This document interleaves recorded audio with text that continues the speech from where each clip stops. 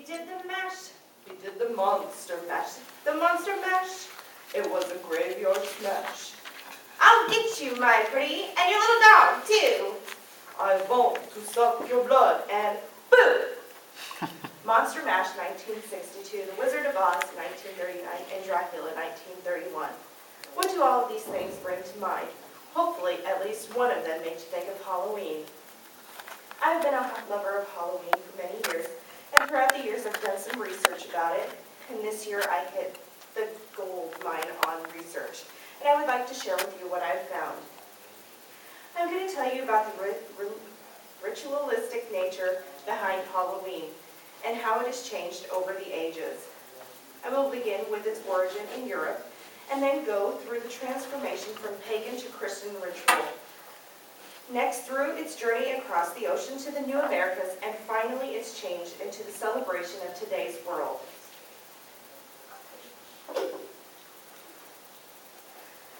Bonfires, sacrifices, and feasts, oh my! I will start with the traditions of old, the hallowed beginnings of Northern Europe. In Ireland, Druid priests would burn fires atop hills. In Wales, family members would take a white stone, write on it, and throw it into the fireplace before going to bed in the evening. When they woke, if their stone was gone, it was meant to say that they would die before the next Halloween arrived. In Scotland, the farmers would burn torches of braided straw and walk around the edges of their land in the direction of the sun to ward off witches and to make their lands fertile. In Gaul, if you were Celtic, you would take cats and cage them into wicker baskets and throw them in the fire for a sacrificial offering. In Old Britain, families would set out warm cakes and cider for the dead to warm them from rising from their cold graves. This is all according to Halloween, an American holiday in American history, Botany, copyright 1998. Now, from just the tradition to an all-out Samhain ritual is born. Pronounced Soen or Sowing, the meaning is summer's end. According to Halloween, from pagan ritual to party night, Rogers, 2002. The celebration was dedicated to the Lord of the Dead. It was a night of divination where the living would receive answers and clarity from the spirits from the world beyond. They were known to be able to help tell the future. According to Halloween, an American holiday and American history, Bannatyne, 1998. The Celts also wore costumes. They were made, they consisted of animal heads and skins. This was to avert unwanted guests that were evil spirits.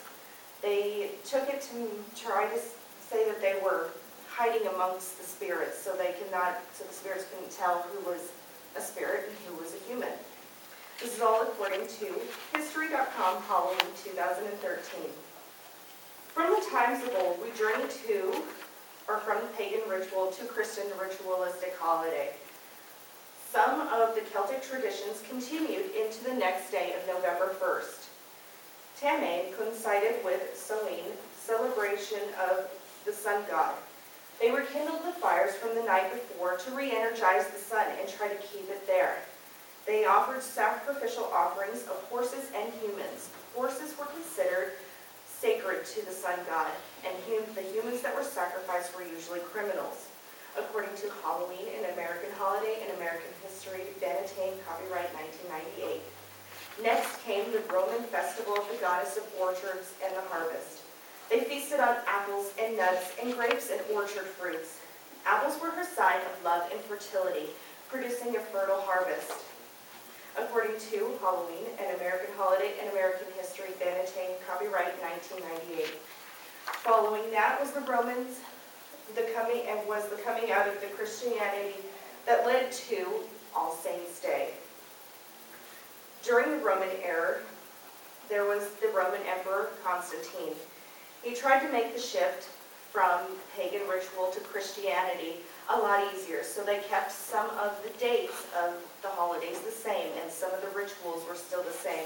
It took many years for this transformation to happen, but once it did, it allowed them to be celebrating the dead souls instead of the Lord of the Dead, according to Halloween, an American holiday in American History, Bannatyne, 1998. Understood to be the dead relatives who visited their kin to rectify wrongs committed to them while alive. As All Saints' Day arrived, the bells were rung for the souls in purgatory. A quote from Halloween, from Pagan Ritual to Party Night, Rogers, 2002. This is where the name All Hallows Eve came from. The Old English hallow means holy, therefore interpreted as All Holy Eve. According to Trick or Treat, A History of Halloween, Morton, 2012. Now we cross the North Atlantic to the Americas, where a new nation is born, and so are some new traditions. There was a Scottish ritual named Loogie Bowls. It sounds disgusting. It's not as bad as it is, you think. And that was brought to the Americas. What it was is once a basin of water, a pan of ashes, and a wing from a goose. Once it came across the ocean, it became a basin of water that was either dirty or clean, some coloring either red, white, or blue, and somehow this mixture would determine who you were supposed to marry. There was also some other traditions of nut burning and apple paring that made it across the ocean with very little alteration. One of the things that altered the most was walking through a cabbage field. Not sure why. They used to do is walk backwards through the cabbage field. Once it came to America, you had to cross through the graveyard to walk through the cabbage field. According to Trick or Treat, A History of Halloween, Morton, 2012. So it begins, ghost stories, pranks, and mischief. Once the fun and the feasts were over and the day was done, everyone would gather around the fire and tell stories of the dead in the graves beyond. Goblins, imps, fairies, and trolls were those to do a lot of mischief.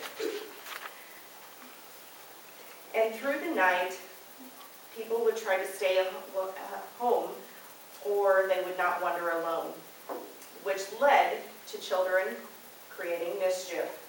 Boys would put a man's gate in his tree or lift a wagon on the roof of a barn.